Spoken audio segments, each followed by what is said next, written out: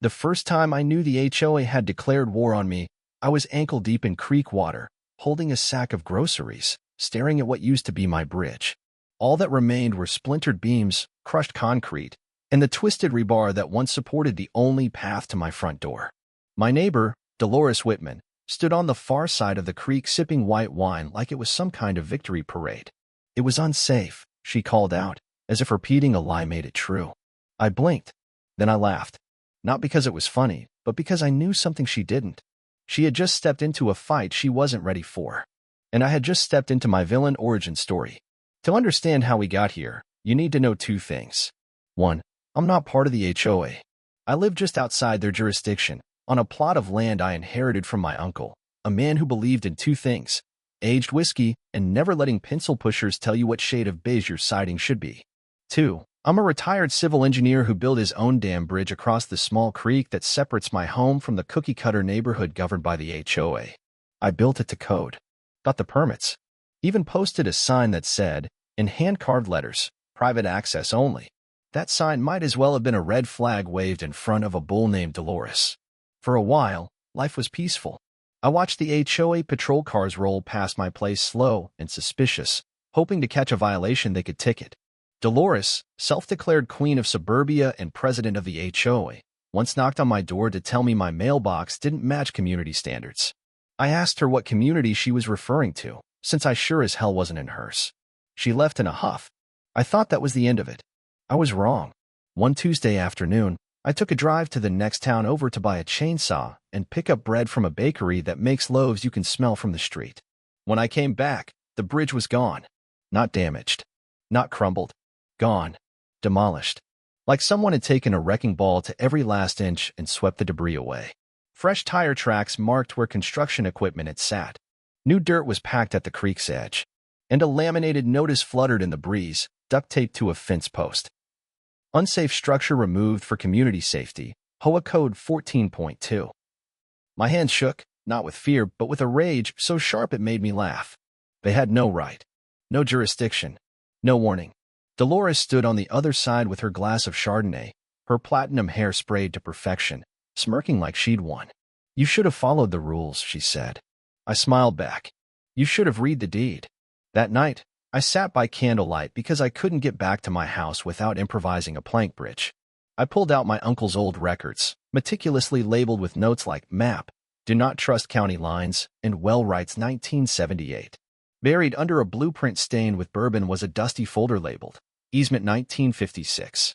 I opened it, skimmed once, then twice.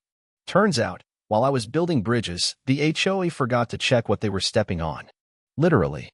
That easement gave the original landowner, and now me, the right to reclaim and control a sliver of road that led straight into the HOA's neighborhood. It had been farmland once, then paved over and forgotten. But it was mine. Still mine. And that road? It wasn't just an entrance. It was the entrance. I laughed so hard my cat bolted out of the room. They thought I'd rebuild? They thought wrong. I started slow. Reported the demolition as illegal. Got brushed off. County staff gave me the runaround. Said the HOA probably had a reason. I let them believe I was a harmless old man with a grudge and no plan. Then I made some calls. First, to a sharp real estate lawyer I used to drink scotch with. Then a visit to the county clerk, who nearly dropped her coffee when I handed her the original easement documentation. By the end of the week, I had filed the paperwork to purchase the road under a shell company named after my uncle's whiskey label. The HOA had been squatting on a legal gray zone. No upkeep, no claim, just assumption. Their assumption. My purchase. While Dolores and her cronies clinked glasses, celebrating their safety victory, I stood on my road watching a steel gate go up, complete with keypad, camera, and a big sign. Private road, $20 daily access fee. No HOA discounts. The next morning, Dolores hit the gate in her Range Rover like she was storming Normandy. "You can't do this," she shrieked. "Did it last week?" I said, smiling. "Got the deed to prove it." Her hands shook reading it. "This is extortion." "No," I said. "This is capitalism." Word spread like wildfire. Some residents fumed. Some laughed. One man tipped me $5 and said, "About damn time someone shut her down." Emergency HOA meetings followed. Dolores tried to fight it, claimed they'd sue, pressure the county, revoke the sale. But paper doesn't lie. The easement was real. The sale was legal. Behind the scenes, the HOA began to crumble. Neighbors demanded answers. Why had she demolished a private bridge? Why pick a fight outside their jurisdiction? She bluffed, dodged, deflected. I offered monthly passes, fair prices, even discounts. But I also installed cameras, caught cheaters, posted screenshots on the gate under the heading "Smile. You're on Derek Cam." Revenue poured in, enough to cover the toll gate and then some. And Dolores? She seethed. Then came the lawsuit, delivered in a gold-trimmed folder by a teenager who looked mortified. Accusations flew: obstruction, extortion, psychological sabotage. I didn't blink. My lawyer, Mara, read it and chuckled. Let's counter so hard their bank account files for bankruptcy. We sued back.